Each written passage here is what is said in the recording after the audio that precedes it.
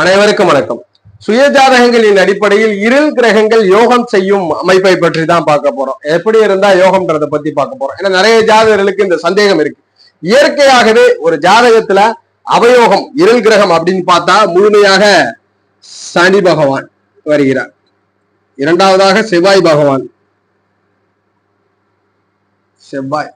மூன்றாவதாக சூரியன். இதெல்லாம் நம் கண்களால் பார்க்கக்கூடிய கோள்களுடைய அமைவின் அடிப்படையில் இந்த மூவரும் அவயோகராக வருகிறார்கள். இருள் கிரகங்கள் இயற்கை இருள் கிரகங்கள் இயற்கையாகவே இருள் கிரகங்கள் பார்க்கிறோம். அதன் பிறகு ராகு கேது. இதுல ஒரு விதிவிலக்காக அமாவாசையிலே சந்திரன் இருந்து ஸ்தான பலத்தை இழந்தால் கடைசியா சந்திரன். இந்த கிரகங்கள் தான் இருள் கிரகங்கள். இந்த இருள் கிரகங்கள் யோகம் செய்யணும். அந்த விதியை தான் நம்ம பார்க்க போறோம். எப்படியெல்லாம் இருந்தா யோகம் அப்படின்றத ஜோதிடம் என்ன சொல்லுது, அதனால என்னெல்லாம் லாபம் அப்படின்றத. சனி பகவான் இந்த கிரகத்தை எடுத்துக்கிட்டா இதனுடைய காரகங்கள்னு பார்த்தா ஆயுள் இருக்கிறது. ஆயுளை கொண்டுள்ளார். கர்மம் அது வேண்டாம், ஜீவனம் தொழில்னு வச்சுக்கலாம். தொழில் அமைவுகளை வச்சிருக்கிறார். ஆயுள் தொழில் இந்த ரெண்டு முக்கியமான விஷயம். அது போல தாமத காரகம் அதை எதுவுமே வேண்டாம். சரி, மந்தம் இது மூன்றை வச்சுக்கலாம். மந்தம் பொறுமை தடை போன்றது. தடையும் அதான் தடை. இதெல்லாம் ஜாதக ரீதியில சனியினுடைய காரகம். இதுல என்ன ஆயுள் தொழில் மந்தம் தடை இதெல்லாம் கொடுக்குது. இன்னும் நிறைய காரங்கள் இருக்கு. இது எதுக்குதான் பேசிக்கா ஒரு சின்ன ஒரு விதிக்காக சொல்றோம். அப்ப இதுல இருக்கிறது எல்லாம் பாத்தீங்கன்னா ஒரு தடை கொடுக்கிறவர் இருள் கிரகம், தாமதமா செயல்படுத்தக்கூடியவர், கடினமா உழைக்க வைக்கிறவர் அப்படின்ற காரகங்கள்லாம் இருக்கு. இவரும் இருள் கிரகம் தான். செவ்வாயை எடுத்துக்கிட்டா பூமி போர். ஜாதகருக்கு சகோதர காரகங்கள்லாம் வச்சிருக்கிறார். சகோதர காரகங்கள் எல்லாம் வச்சிருக்கிறார். சகோதர காரகம்லாம் போர் பூமி போராடுற குணம், போராட்டத்தை இருக்கிற வேகம், துடிப்பு, இந்த பரபரப்பு இதெல்லாம் செவ்வாய்க்கு. இதெல்லாம் செவ்வாயினுடைய காரகம். சூரியன் தகப்பன் தந்தை, ஓரளவுக்கு மேல நிர்வாகத்திறன், நிர்வாகம், தலைமை பண்பு, தலைமை, அரசன். அரசன் இந்த காரகத்தெல்லாம் வச்சிருக்கிறார். தந்தை, நிர்வாகம், அரசன், கர்வமும் வரும். அதெல்லாம் அவயோகத்துல போகும்பொழுது வரும். ராகு கேதுகளுக்கு காரகங்கள் பெரிதாக இல்லை. சோ இந்த மூன்று கிரகங்கள் தான் மெயினா இரு அவயோக கிரகமாக வரையறுக்கப்படக்கூடிய முதல் மூன்று கிரகங்கள். இந்த மூன்றே கிரகங்கள் தான். இந்த கிரகங்கள் எப்பொழுது யோகம் செய்யும்? ஏன்னா இது யோகம் வேணுமே. சனி பகவான் நல்லா இருந்தா தான் ஜாதகர் வாழ்க்கையில கடினமா உழைக்க முடியும், வாழ்க்கையில உழைச்சி முன்னேற முடியும். சனி நல்லா இருந்தா தான் ஆயுள் இருக்கும். சனி பகவான் நல்லா இருந்தா தான் எதிரிகளை வெற்றி கொள்ள முடியும். எதிரிகள்ன்றத விட கடினமாக போராடி ஒரு வாழ்க்கையில சக்சஸ கொடுக்க முடியும். பிரபஞ்சத்துல முதல்ல இருக்கிறது சூரியன், அடுத்து இருக்கிறது இது சூரியன். ஏன்னா ஜோதிடமும் விண்மியலையும் ஒண்ணுதான். உங்க ஜாதகத்துல இப்படி இருந்தா சனி வலுவா இருக்கிறான்னு அர்த்தம். சனியை நினைச்சு கவலைப்பட வேண்டாம். சனி தசை வருது, சனி புத்தி வருது, அல்ல சனியோட தொடர்பு கொண்ட கிரக தசா புத்திகள் வருது. சனி தசை இருள் கிரகம் அவயோக கிரகம் கெடுதல் பண்ணிடுமான்னா நாம சொல்லக்கூடிய கிரக பார்வையில இருந்தா கெடுதலே இல்லை. சூரியன் முதல்ல சனியை பார்த்தலாம். முதல்ல சனி பகவான். சனி எப்பொழுது யோகம்? எப்போது யோகம்? சனி எப்பொழுது யோகம் செய்கின்றது? சூரியன். சூரியனிடமிருந்து சாற்றன் இருக்கு. சாற்றன் அதாவது சனி கிரகம் இருக்கு. சனி கிரகம் இருக்கு. இந்த கிரகத்திற்கு மிக அருகில் இருக்கக்கூடிய கிரகம் ஜூபிட்டர் தான். ஜூபிட்டர் தான் மிக அருகில் இருக்கு. அதாவது குரு. அப்ப முதன்மையாக ஒரு கிரகத்தை அருகில் இருக்கக்கூடிய கிரகத்தால தான் தூய்மைப்படுத்த முடியும். அப்ப சனி பகவானை குரு பார்வை முதல் நிலையில தூய்மைப்படுத்தும். இந்த சனி குரு பார்வையில இருந்தா முதல் நிலை தூய்மை. அது எப்படி இருக்கணும்? குருவுடைய 5, 7, 9ஆம் பார்வையில இருக்கணும். இதுதான் முதல் தர வலு. சனியை முழு இருளை நீக்கி யோக கிரகமாக மாற்றக்கூடிய வல்லமை ஜாதகத்திலே குருவுக்கு தான் முதன்மையா இருக்கு. முதல் விதி சனியை குரு பார்வையில இருந்தா முதல்ல உங்க ஜாதகத்துல அந்த சனி அவயோகமாகவே இல்லை. நீங்க நேர்மையான நபர் தான். அவர் லக்னத்துல இருந்தாலும் சரி, அவர் 7ஆம் இடத்துல இருந்தாலும் சரி, 2ஆம் இடத்துல இருந்தாலும் சரி, 11ஆம் இடத்துல இருந்தாலும் சரி, இந்த சனி யோகம் செய்யக்கூடிய விதிக்குள்ள வந்துட்டார். இதுல குருவை யோசிக்க வேண்டாம். குரு யோகரா அவயோகரான்றதெல்லாம் வேண்டவே வேண்டாம்.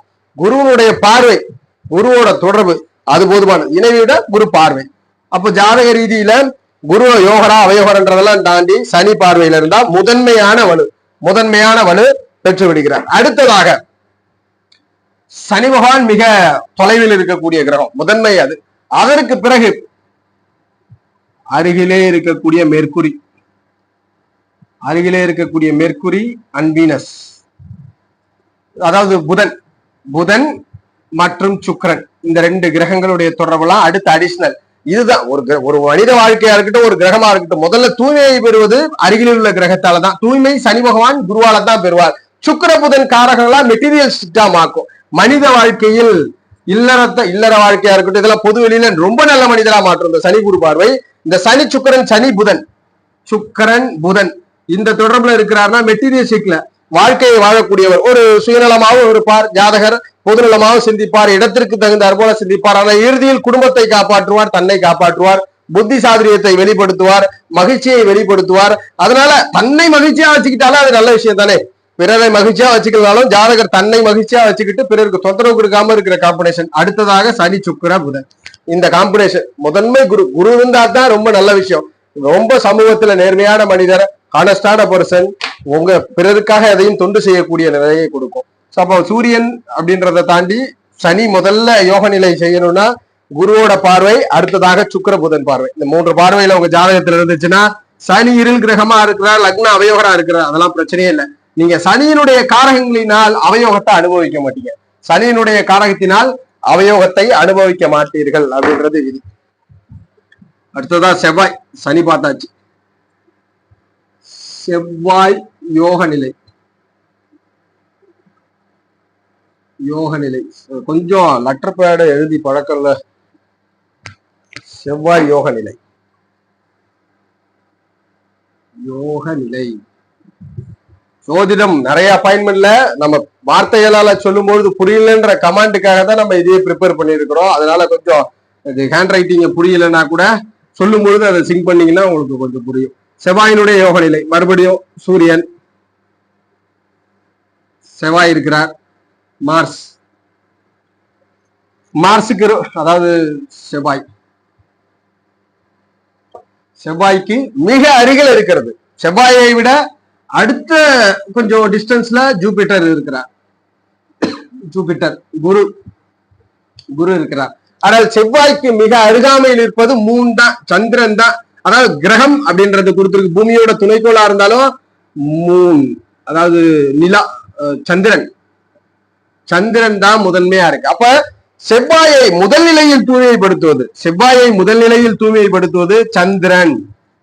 ஃபர்ஸ்ட் கிரேட் சந்திரனுக்கு தான். அதனாலதான் சந்திர தொடர்பு கொண்டவர் மருத்துவரா இருப்பார், அல்லது மருத்துவ வசதிகள் அல்லது ஏதோ ஒரு வகையில மக்களுக்கு ஒரு அட்லீஸ்ட் ஒரு ஹாஸ்பிட்டலாவது கட்டி ஒரு 10 பேருக்கு தர்மங்கள் செய்வார், சேவைகள் செய்வார். இந்த சந்திர செவ்வாய் தொடர்பில் தான் விவசாயிகள் இருப்பார்கள், விவசாயத்தை காப்பார்கள், விவசாயம் சார்ந்து செயல் உணவளிக்கக்கூடியவர்கள், பாதுகாப்பாரன், அத்தியாவசிய தேவை, ஒரு மெடிக்கல் ஷாப்பா இருக்கட்டும், எல்லாம் இந்த சந்திரன் செவ்வாய். அதனாலதான் இது ஃபர்ஸ்ட் கிரேட். சந்திரன் செவ்வாய் தொடர்பு இருப்ப ஏதாவது ஒரு சின்ன வகையில ஒரு பெட்டி கடையில டீயாவது பசி வரவுக்கு கொடுத்துக்கிட்டு இருப்பார், ஒரு டீ கடையில டீ மாஸ்டராவது இருப்பார், அல்லது ஜாதகர் ஒரு பேக்கரி வச்சிருக்கலாம். இதுல சுக்கிரன் பேக்கரிக்கு வரும். இருந்தாலும் இந்த சந்திர செவ்வாய் அடிப்படை தேவை. இது இல்லைன்னா மனுஷன் வாழவே முடியாதப்பா. உணவு, ஆரோக்கியம் சம்பந்தப்பட்டவை, பாதுகாப்பு இல்ல, உணவு, ஆரோக்கியம், இந்த 2 விஷயமும். உணவு சாப்பிடுறது உடலை ஆரோக்கியப்படுத்திக்கிறது, மருத்துவம் மற்றும் சேவை, இதெல்லாம் சந்திரன் செவ்வாய் தான். தண்ணி கொடுத்தாலும் சரி, ஒரு ஃப்ரீயா விநியோகிக்கக்கூடிய தண்ணி சர்வீஸ் கொடுத்தாலுமே இந்த சந்திரன் செவ்வாய் வந்துடும். இதான் முதல் நிலைமை. சந்திரன் செவ்வாயை தொடர்பு கட்டவர் ஒரு அத்தியாவசியம், ஒரு டிரான்ஸ்போர்ட் வச்சிருக்கிறார், ஒரு கவர்மெண்ட்டுக்கு சேவை செஞ்சுக்கிட்டு இருக்க, மக்களை ஒரு இடத்திற்கு இன்னொரு இடம், அது அத்தியாவசியம், அதெல்லாம் சந்திரன் செவ்வாய் பண்ணுது. இது ஃபர்ஸ்ட் கிரேட். அதற்கு அடுத்து செவ்வாயோடு குரு. இது 2வது தான். இது 2வது. இந்த 2வது விஷயங்கள்ல நிறைய இருக்கும். ஆர்மில இருக்கும், நேவி இருக்கும், ஏர்போர்ஸ் இருக்கும், இந்தியன் ஸ்டேட், எங்கெல்லாம் பாதுகாப்பு அரண்கள் இருக்கோ அத்தனை இந்த குருமங்கல யோகம் தான். இது குருமங்கல யோகம், இந்த காம்பினேஷன் தான் சந்திரமங்கலம். இது 2 தான் செவ்வாயை தூய்மைப்படுத்தும். இந்த 2வது கிரேட்ல நிறைய பேர் சர்வீஸ்ல இருக்கிறவங்க எல்லாமே இந்த 2வது கிரேட் தான். இவர்கள் என்ன பண்றாங்கன்னா மக்களுடைய அடிப்படை தேவைகளை பூர்த்தி செய்யக்கூடியவர்கள். இவர்கள் என்ன பண்றாங்கன்னா அடிப்படை பாதுகாப்பை உறுதி செய்யக்கூடியவர்கள். ஒரு எதிரிகளிடமிருந்து தன்னை காப்பாற்றுவது, வெளியில் ஒரு சாதாரண மனிதர் போறாருன்னா அவரை பாதுகாக்கக்கூடியவர், ஒரு யூனிஃபார்ம் சர்வீஸ் போட்ட ஒரு போலீஸ் டிபார்ட்மெண்ட்ல இருக்கிறது அந்த குரு செவ்வாய். அடிப்படை பாதுகாவலர்கள். இந்த குருமங்கல யோகத்துல கன்ஸ்ட்ரக்ஷன் பில்டிங் எல்லாம் வந்துடும். மக்களுக்கு ஒரு அடிப்படை கன்ஸ்ட்ரக்ஷன் வந்துடும், ரியல் எஸ்டேட் வந்துடும், அது போல ஹோட்டல் இண்டஸ்ட்ரியுமே பெரும்பாலும் இந்த சந்திர செவ்வாய்க்குள்ள வந்துடும். இதுதான் கேட்டகரி. இது அடுத்து குரு. இதற்கு அடுத்து எந்த கிரக தொடர்பு இருந்தாலும் அதற்கு அடுத்தபட்சம் தான். இதுக்கு அடுத்து சுக்கிரன். மறுபடியும் சுக்கிரனுக்கு கொஞ்சம், சுக்கிரன் இல்வாழ்க்கை சுகத்தை கெடுத்துரும். இது 2 தான் முதன்மை. அதற்கு அடுத்து செவ்வாயும் சுக்கிரனும். இப்படி இருக்கிறது நிறைய இந்த செவ்வாய் சுக்கிரன்ல இருக்கும். காஸ்மெட்டிக் ஐட்டம்ல இருப்பாங்க, காஸ்மெட்டிக், ஸ்கின் டிசீஸ், இதுவும் மருத்துவரை உருவாக்கும். செவ்வாய் சுக்கிரனும் மருத்துவத்தை உருவாக்கும். எப்படி எல்லாம் மருத்துவத்தை உருவாக்கும்? இந்த ஸ்கின் டிசீஸ் வர்றது, மக்களை அழகுபடுத்தக்கூடியது, கண்கள் சம்பந்தப்பட்டது, அல்லது அடுத்த ஜெனரேஷன் குறிக்கக்கூடிய விஷயங்கள், அந்த குழந்தை சம்பந்தமான மருத்துவர்களா இருக்கிறது, இதெல்லாம் செவ்வாய் சுக்கிரன். ஓரளவுக்கு உயிரை காக்கக்கூடிய முதன்மையான மருத்துவத்தை இந்த சந்திரன் செவ்வாய் இருக்கும். மருத்துவத்துல செவ்வாய் சூரியன் உண்டு, ஆனா இது முக்கியமான விஷயங்கள்ல செவ்வாய் சந்திரன், செவ்வாய் குரு, அடுத்து இந்த செவ்வாய் சுக்கிரன். இதுல இந்த காஸ்மெட்டிக் ப்ராடக்ட்ல இருக்கிறது, அழகு சாதன பொருட்களுக்கு, மக்களை ஒரு அழகாகவும் ஒரு அடிப்படை தேவையில்லாம அதற்கு அடுத்த கிரேட்ல கொடுக்கும். அப்ப இந்த மூணே விஷயங்கள் தான். முதல்ல சந்திரன், அடுத்து குரு, அடுத்து சுக்கிரன். இந்த காம்பினேஷன்ல இருக்குன்னா அவங்க செவ்வாய் இருள் கிரகம் இல்ல, அவர் உங்க ஜாதகத்துல நல்லா தான் இருக்கிறார், யோகம் செய்ய போறாருன்றது அர்த்தம். அதுல நீங்க கன்ஃபியூஸே ஆக வேண்டாம். அவர் ஸ்தான பலத்தை பொறுத்து அதிகமா யோகம் செய்ய போறாரா? ஏன்னா சாதாரணமாக ஒரு கடைநிலையில ஊழியம் செய்வதோ, ஒரு ஆர்மியில லாஸ்ட் கிரேட்ல ஊழியம் செய்யறது ஒண்ணுதான், கர்னலுக்கு மேல ஊழியம் செய்யறது ஒண்ணுதான். அது செவ்வாயினுடைய ஸ்தான பலம் தான். அதாவது போலீஸ் டிபார்ட்மெண்ட்ல கடைநிலையில ஒரு கான்ஸ்டபிளா இருக்கிறதுக்கும், யூபிஎஸ்சி அது போல சிவில் சர்வீசஸ்ல முதல்நிலையில் IFS ஆபீசரா இருக்கிறதுக்கும் நிறைய டிஃபரெண்ட் இருக்கு. அது செவ்வாயினுடைய வலுவை பொறுத்து. செவ்வாய் பார்த்தாச்சு. அடுத்ததாக சூரியன். சூரியனும் அவயோகர் தான். சூரியனின் யோக நிலை, சூரியனும் அவயோகர் தான். சூரியனும் அவயோகர் தான். நிறைய இதுல கடைசி படிநிலைகள்ல சூரியன் ஏன் அவயோகர்னு சொல்றேன்னா, ஒரு அரசன் என்பவன் எப்பொழுதுமே தலைகணம், அதிகாரம் இதில் அதிகமாக இருந்தால் மக்களை கடிமைப்படுத்துவான். அதுபோலதான் இந்த கிரகத்தில் பாதி கெடுதல் உண்டு, பாதி நன்மை உண்டு. கர்வம் ஒரு மனிதரை அழித்து விடும். அதுபோல தலைமை பண்பும் அதீதமாக ஒருவருக்கு ஒரு தைரியத்தை கொடுத்துச்சுன்னா அது பிறரை பாதிக்குன்றதுனால சூரியனுக்கு பாதி நல்ல கெடுபலன்கள். ஆனா நோயை நிவர்த்தி பண்ணக்கூடியவர் சூரியன் தான். ஒரு ஜாதகத்துல நோயை நிவர்த்தி பண்ணக்கூடியவர் சூரிய பகவான் தான். மருத்துவத்திற்கு ஒரு முதன்மை ஜெனரல் மெடிசனுக்கு எல்லாம் சூரியன் தான் காரணம். இந்த அவயோகத்தை பார்த்துடலாம். சூரியன் இருக்கிறார், அதே பிளானட் பொசிஷன், சூரியனின் யோக நிலை, இங்கதான் சூரியன் இருக்கிறார். கடைசியா குரு இருக்கிறார். முதன்மையாக சூரியனை யோகப்படுத்துவது குரு மட்டும்தான். குருக்கு பிறகு சனி இருக்கிறார். சூரியனோடு குரு தொடர்பு கொண்டவர். இதுதான் சிவராஜ யோகம் என்று சொல்றோம். அரசாங்கத்தில் இருக்கக்கூடிய பெரும் ஆலோசகர் இவர் தான். அமைச்சரா இருக்கிறது, ஒரு சின்ன ஒரு கம்பெனியா இருந்தாலும் அந்த கம்பெனில ஒரு ஆலோசகரா இருக்கிறாருன்னா அந்த சிவராஜ யோகம் இருக்கு. சூரியனை எப்படி கையாள வேண்டும், அரசனை இறை வழிபாடே வேண்டாம், ஏன்னா இறைவன் சம்பந்தப்பட்டு நம்ம பேசல. குருவை சூரியன் தொடர்பு பெற்ற அத்தனை ஜாதகர்களுக்கும் சிவராஜ யோகம் என்ற ஒரு அமைவு உண்டு. குரு பார்வையில இருக்கலாம், குருவோட அணைஞ்சிருக்கலாம். இவர்கள் முதன்மையான ஆலோசகர், பெரும் அரசு அதிகாரிகளாக இருப்பவர்கள் அல்லது அமைச்சர்களாக இருப்பவர்கள், அரசாங்கத்திடம் ஏதேனும் ஒரு தொண்டு செய்யக்கூடிய, அரசனுக்கு ஏதேனும் ஒரு தொண்டு செய்யக்கூடிய, ஆலோசனை சொல்லக்கூடிய உயர்மட்டம். அரசன் என்ற இடத்துல சூரியனுடைய ஸ்தானபலம், லக்ன திரிகோணம், 5ஆம் இடத்தின் யோக நிலையை பொறுத்து அவர் ஒரு அலுவலகத்திற்கு ஆலோசனை சொல்லக்கூடிய நபரா அல்லது ஒரு அரசனுக்கு ஆலோசனை செய்யக்கூடிய நபரான்னு பார்க்கணும். ஏன்னா குருமன்னர்கள் எப்பொழுதுமே உண்டு. இங்க ஸ்டேட் கவர்மெண்ட் உண்டு, சென்ட்ரல் கவர்மெண்ட் உண்டு. அது போல பல நாடுகள்ல டிஸ்ட்ரிக்ட்லயே ஒரு கவர்மெண்ட் இருக்கு. அதுபோல தான் இருக்கக்கூடிய இடங்கள் தன் 5ஆம் இடத்தின் வலுவை பொறுத்து ஒரு சாதாரண ஒரு 100 பேருக்கு ஒரு தலைவருக்கு ஆலோசனை சொல்ல போகிறாரா அல்லது 100 கோடி மக்கள் கொண்ட ஒரு தலைவருக்கு ஆலோசனை சொல்ல போகிறாரா? அது எந்த ஆலோசனையா வேணாலும் இருக்கலாம். நிர்வாகம் சம்பந்தப்பட்டு இருக்கலாம், தொழில் சம்பந்தப்பட்டு இருக்கலாம், டெவலப்மெண்ட். முதன்மையான நிலை சூரியன் குரு தான். அடுத்ததாக சூரியனை குறைந்தபட்ச வலுப்படுத்தணும். இரண்டாவதாக சூரியனை குறைந்தபட்ச வலு புதன். இதை நம்ம புதாதிபத்திய யோகம்னு சொல்றோம்.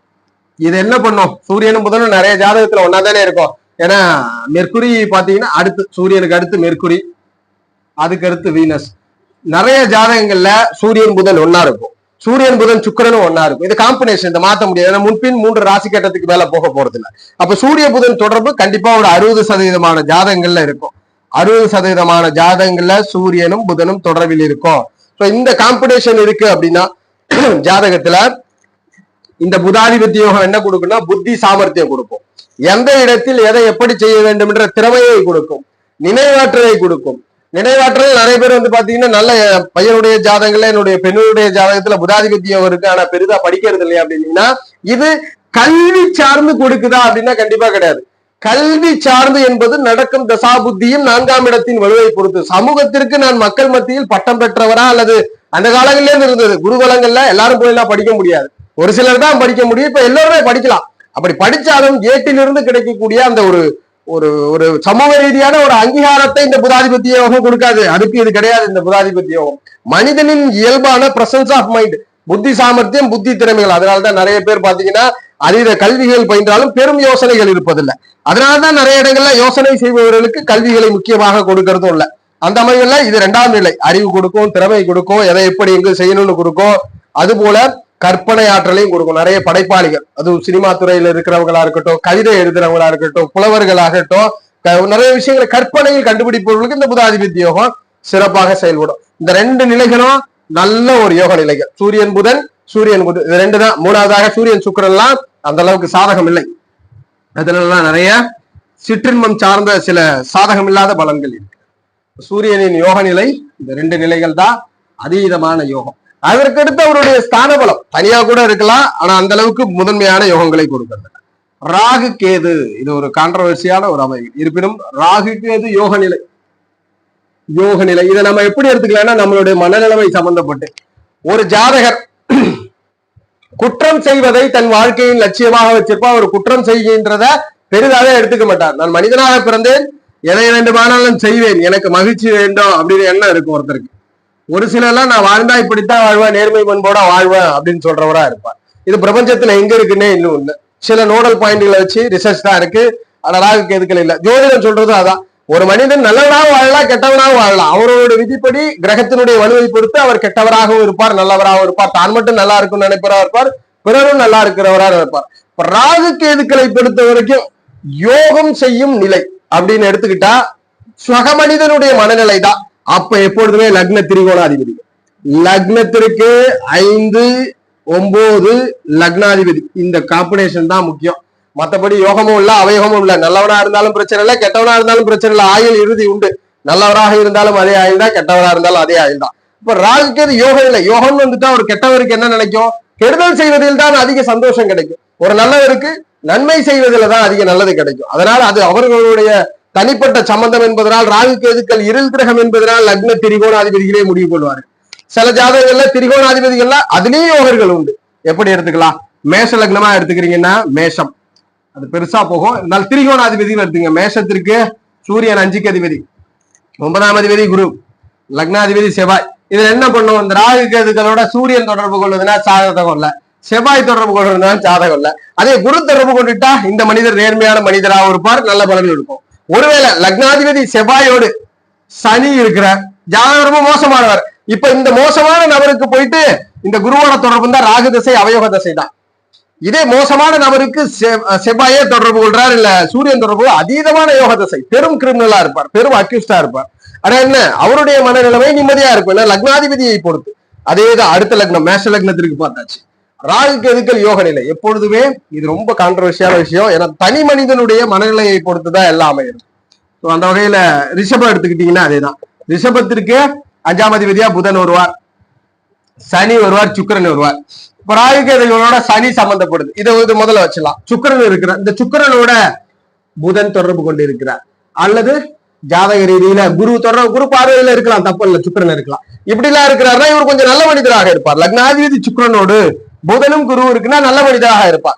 இவருக்கு ராகு கேதுக்களோட சுக்கிரன் தொடர்பு கொள்வது, புதன் தொடர்பு கொள்வது சிறப்பு. இவருக்கு சனி தொடர்பு கொண்டதுன்னா சனி திசை இவருக்கு யோகமான, ராகு தொடர்பு கொண்டுச்சுன்னா சனியோடு ராகு தொடர்பு கொள்ளுது, ராகு கேது தசை அவயோக தசை, இவருக்கு வாழ்க்கையில திருப்தியே இருக்காது. அதே ஒருவேளை இந்த காம்பினேஷன்ல சனி தொடர்பு கொள்ள, ஆமா சனி தொடர்பு கொண்டு அவயோக தசையா மாறிடும். ஒருவேளை புதன் சுக்கிரன் தொடர்பு கொண்டுச்சுன்னா அவருக்கு யோக தசை. லக்னாதிபதியின் நிலையை பொறுத்தே மாறும். ரிஷபம் ஒவ்வொரு லக்னத்திற்கு இப்படித்தான். இதனால ரிஷபம் மிதனத்துல பிறந்திருக்கிறீங்க, இது இன்னொரு டாபிக்கா கூட பார்க்கலாம். ராகு கேதுக்கள் யோகம் செய்யும் விதின்னு இன்னொரு டாபிக்கா கூட பார்க்கலாம். ஏன்னா யோக விதி என்பது தனிப்பட்ட வாழ்க்கையை பொறுத்து. சரி, இருந்தாலும் பார்த்துடலாம். மிதுனத்தை பொறுத்த வரைக்கும் சுக்கிரன் வருவார், சனி வருவார், புதன் வருவார். இதே காம்படிஷன் தான். லக்னாதிபதி புதனோடு சனி தொடர்புல இருக்கிறார். யோகாதிபதி என்றாலும் புதன் சனி தொடர்பு. தந்திரவாதி வியாபாரிகள் எல்லாம் இப்படித்தான் இருக்கும். வியாபாரிகள்லாம் சில பேர் இந்த லாபத்தை அதிகமா வச்சு நஷ்டத்தை குறைந்தபட்சம் மார்ஜினுக்கு அதிக மார்ஜின் வைக்கிறது, பிறகு தந்திரத்தால் ஏமாத்துவது. உதாரணத்துக்கு சொன்னா, ஒருத்தர் படிக்காத நபர் வரார், அந்த படிக்காத நபரை ஏமாற்றி அவரிடம் ஒரு புத்தி கூர்மையாக பொருள்களை வித்து விடுவது. படிக்காத நபர் கூட வேண்டாம், அறியாமை. ஏன்னா இப்ப எல்லாருமே பேசிக் டிகிரி முடிக்கிறோம் அதிகமாக. அறியாமை இல்லாதவருக்கு அவரை அந்த அறியாமையை பயன்படுத்தி பொருள்களை தந்திரமாக விற்பதெல்லாம் இந்த புதன் சனி செஞ்சிடும். இப்படி இருக்கிற ஒரு கிரிமினலுக்கு சமந்தான் பிறரை ஏமாற்றக்கூடிய. இவருக்கு எப்படி இருக்கணும்னா இதே காம்பினேஷன்ல சனி தொடர்புல ராகு கேது இருந்தாதான் ரொம்ப நல்லது. புதனோட தொடர்புல இருந்தாலும் யோகம். அதே இவருக்கு சுக்கிர தொடர்போ இல்ல புதன் தொடர்போ மட்டும்தான் இவருக்கு ராகு கேது தசை நினைச்சு அவர் ரொம்ப வருத்தப்படுவார். வாழ்க்கையில நல்லாவே இல்லை அப்படின்னு சொல்லுவார். அவ்வளவுதான். ராகு கேதுக்கள் மனநிலைமையை சம்பந்தப்பட்டது. திரிகோணாதிபதிகளும் லக்ன வலுவை பொறுத்தே ராகு கேதுக்கள் யோகம். இது இன்னொரு வீடியோட டீட்டெயிலா பார்த்துடலாம். சந்திரன் மனோகாரகம். சந்திரன் யோக நிலையே இல்லை. அமாவாசை சந்திரன், இதுவும் அமாவாசை. இந்த சந்திரனை பத்தி நம்ம பேசவே வேண்டாம். ஏன்னா சந்திரன் அமாவாசை, ஒரு அரை அமாவாசைன்னா இருளா இருக்கு. அது ஒளி சந்திரன், பௌர்ணமி சந்திரன். இங்க ஒளியே இல்லை. இந்த அமைகள்ல சந்திரனுடைய யோக நிலை அப்படின்னு பார்த்தா சந்திரனோட முதன்மையாக குரு தொடர்புல இருக்கிறது அதீத நல்ல பலனை கொடுக்கும், அதீத யோகத்தை கொடுக்கும். அடுத்ததாக அவர் இருந்தாலே பௌர்ணமி அமைகளை தான் இருக்கும். சந்திரனுக்கு ஸ்தான பலம் குரு முதன்மை, அடுத்து சந்திரன் ஸ்தான பலத்தோட. சந்திரன் 12 ராசியிலுமே யோகமான நிலை தான். விருச்சகத்துல மட்டும் நீச நிலை. விருச்சகத்துல மட்டும் குருவோட பார்வை மட்டும்தான். சந்திர நீச சர்மையை, அதாவது அமாவாசை சந்திரனை அதிக பிரதிபலிப்பது நீச சந்திரன் மட்டும்தான். அப்புறம் சந்திரனோட அடுத்து செவ்வாய் இருப்பது நல்லதுதான். ஒரு வகைக்கு மேல சந்திரன் அமாவாசை சந்திரனா இருக்கிறார், அங்க செவ்வாய் இருக்கிறாருன்னா நன்மை உண்டு. மக்களை ஏதேனும் ஒரு வகையில நன்மைப்படுத்தும். குரு செவ்வாய் இந்த 2 காம்பினேஷன் தான் நன்மை கொடுக்கும். இந்த பதிவு ஓரளவுக்கு உங்களுக்கு புரிதலா இருக்கும். இருள் கிரகங்கள் எப்பொழுது யோகம் செய்யணும், இதெல்லாம் ஜென்ரலான பொதுவான அமைவுகள் தான். உங்க ஜாதகத்தை எடுத்து பார்த்து இந்த இருள் கிரகத்தோட இருந்ததுன்னா நீங்க அந்த கிரகத்தினுடைய காரகம் தப்பா வேலை செய்யலன்னு அர்த்தம். ஏன்னா சனி காரகம் என்பது கடுமையா ஒரு கஷ்டப்படுத்துறது தான். ஒருத்தர் கஷ்டப்பட்டு ஒரு 10 பேருக்கு பயனுள்ளவரா இருக்கிற நிறைய ஃபீல்டு இருக்கு. ஹார்ட் ஒர்க்ல நிறைய ஃபீல்டு இருக்கு. அதெல்லாம் சனியினுடைய ஒளி கிரக தொடர்பை பெற்றவர்களால் மட்டும்தான் சாமர்த்தியம். அதனால் இந்த விதிகள் தான் இருள் கிரகங்களை யோகம் செய்ய வைக்கும் விதிகளாக அமைகிறது. மேலும் இன்னொரு பதிவுல பார்க்கலாம். அந்த ராகு கேதுகளை பத்தி செப்பரேட் வீடியோவே பார்த்துடலாம். ஜோதிட ரீதியான தகவல் அல்லது உங்கள் சுய ஜாதகம் சார்ந்த சந்தேகங்களுக்கு ஸ்கிரீன்ல தெரிகிற வாட்ஸ்அப் நம்பரை தொடர்பு கொள்ளுங்க. அப்பாயின்மெண்ட் ப்ரொசீஜர் என்னன்றதை இன்ஃபார்ம் பண்ணுவாங்க. பர்சனல் அப்பாயின்மெண்ட்டுக்கு இல்லை என்றால் வீக்கெண்ட் செக்ஷன்ல லைவ் வீடியோ செக்ஷன் இருக்கும், லைவ் செக்ஷன். அதுல உங்களுடைய ஜாதக தகவலை பதிவேற்றம் செய்து பலன் பெற்றுக் கொள்ளலாம். மீண்டும் சந்திக்கலாம். வாழ்க வளமுடன். நன்றி.